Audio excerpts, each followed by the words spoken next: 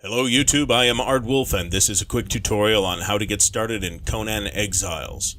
Conan Exiles is an open-world survival and building sandbox developed and published by Funcom and scheduled for full release on May 8th, 2018 after 16 months of early access. With the game's launch just a day away, I would like to give you a quick rundown of your first 30 or maybe 60 minutes of gameplay. This is not a deep tutorial, but a starter guide for new players coming to the game completely cold. Hopefully it'll help you avoid some of the mistakes that I made in my first hour or 3.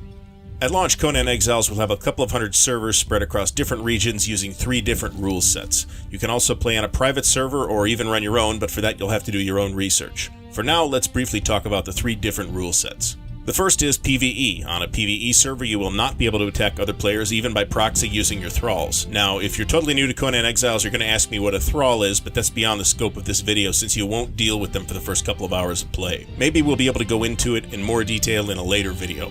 On a PvP server, you can attack other players, and of course other players will also be free to gank you. You can even attack and destroy other players' strongholds, but only during the primetime hours of 5 to 11 PM local server time. The third type is PvE Conflict, which is a blend between the two. On a PvE Conflict server, you can only fight other players during those primetime hours, and you can't attack their settlements at all. If you're a mostly PvE player, but still want a taste of dangerous PvP, this should be your choice. You can also play in single-player mode or co-op.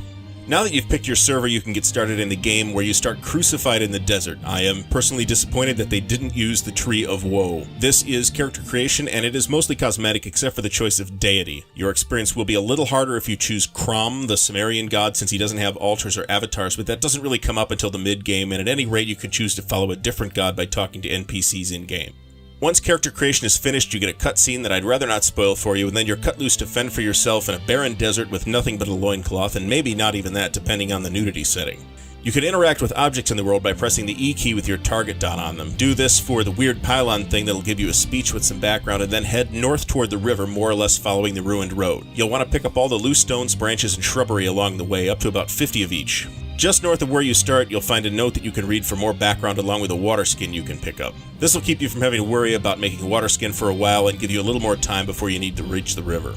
As you rummage through the bushes, you'll get the plant fiber you need, but also handfuls of insects. Put these on your hotbar for now. You can eat them, and while they provide basically no nutrition, they do trigger health regeneration. Until much later on, you will only heal when you eat. Also on your way, pay attention to the journey milestones in the upper right. These do not have a big impact on anything. They're kind of in-game mini achievements, but completing them does get you a decent amount of XP. By the time you're closing in on the river, you should be about level 4. At this point, you want to pause a moment to do a little crafting and spend some points. There are 2 places to spend points: attributes and feats. Attributes make you better at stuff, and feats are how you learn to make things. This early in the game, the most important attributes are Vitality, which increases your health pool, Grit, which increases your stamina, and Encumbrance, which increases how much stuff you can carry. Get those up to 5 each before you start putting points into the others. For feats, the 3 that you want to take right away are Apprentice Mason, so you can build stuff, Primitive Cook, so you can cook food, and Warrior, which will let you make weapons. You need to be level 4 to make Warrior, but it will let you make an actual stone sword. The stone tools like the hatchet and the pick are not weapons. You can use them if you have to, but they really suck at it. Later in the game, you'll find ways to respec both attributes and feats, so don't sweat your choices now as long as you follow these guidelines. What you want to make right now are a stone pick and hatchet, some basic fiber clothing, a fiber bedroll, and a campfire. As you get into the greenery area by the river, you'll start finding things to fight. Kill a couple of those things. The turtle creatures are a little tough this early, but most of them on the south side of the river aren't hostile. Bear in mind that the aggro range on everything is fairly high. Listen for the music cues when something is about to attack you.